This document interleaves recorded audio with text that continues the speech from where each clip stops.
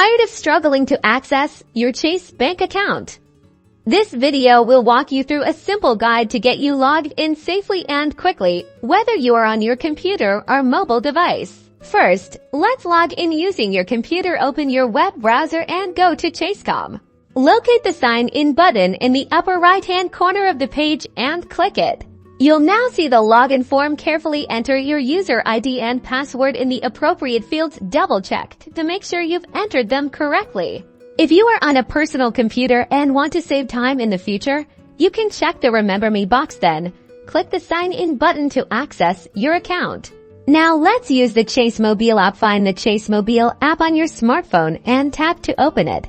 Just like on the website, enter your username and password in the designated fields on the app's login screen. Depending on your phone settings, you might also have the option to use fingerprint or facial recognition to log in if you've set that up previously. Otherwise, tap the Sign In button to access your account. Congratulations! You're now successfully logged into your Chase bank account. You can now manage your finances, pay bills, transfer funds, and more. If you are still having issues, you can always contact Chase customer service for direct assistance.